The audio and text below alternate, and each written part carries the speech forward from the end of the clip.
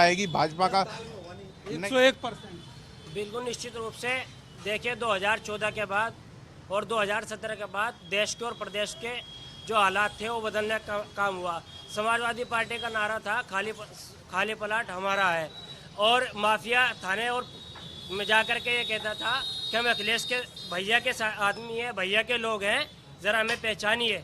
आज प्रदेश के अंदर माहौल बदलने का काम हुआ। प्रदेश के अंदर आज लोग ये कहने का काम करते हैं, तख्ते डाल करके जाता है कि महाराज जी की सरकार है, मुझे अपने बच्चे पालने हैं और मैं अपनी साधारण जिंदगी में घर वापसी करना चाहता हूँ। आप खुश हो?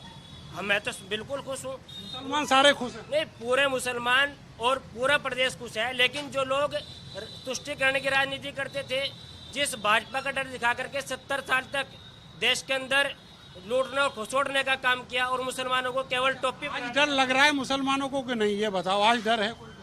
कैसा डर है? आज तो कोई भी किसान हो, युवा हो, किसी भी तरह की महिलाएं हो, पहले इसी क्षेत्र में जहाँ बैठे पश्चिम उत्तर प्रदेश में मेरी माताएं बहनों की चैन छीन ली जाती थी, कुंडल छीन लिया जाता था। दी बेटियां सुरक्षित है, केवल योगी जी की देन है।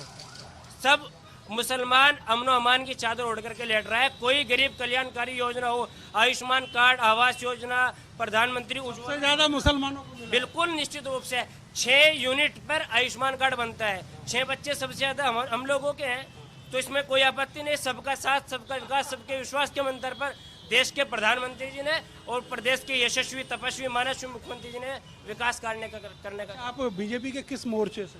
मैं अल्पसंख्यक मोर्चे का कार्यकर्ता हूँ। तो आपको इसलिए बीजेपी अच्छी लगी? नहीं, मुझे नहीं अच्छी लगी।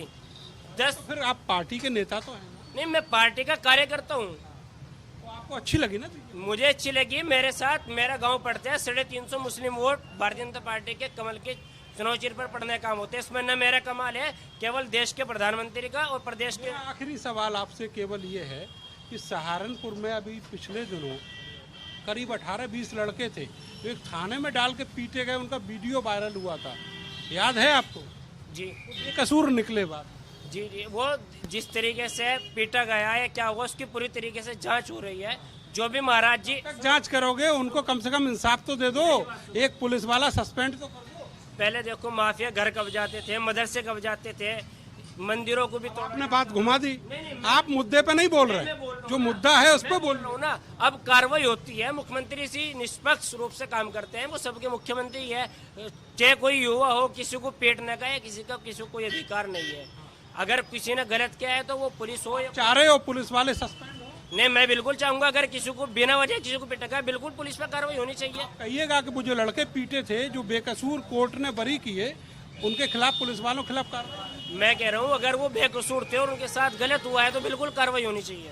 अगर जरूर लगाया आपने? हाँ, अगर के आदेश के बाद नहीं, अगर लगाऊंगा ना। पुलिस भी एक ऐसी चीज है जो अपनी दिवाली, ईद, त्योहार अपने सब कुछ छोड़ करके हमारी रक्षा करने का काम करती है। रात के 12 बजे या अगर हमें कुछ हो जाए तो हमें 112 को बुला करके हमें सेवाएं देती है। ऐसा नहीं कि हम पुलिस पर उंगली उठा देंगे, पुलिस को बुरा कह देंगे।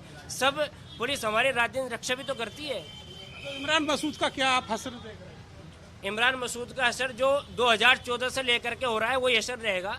जो आदमी देश के प्रधानमंत्री के बारे में बोटी बोटी करने की बात करता हो और आज उसे राम याद आ गए।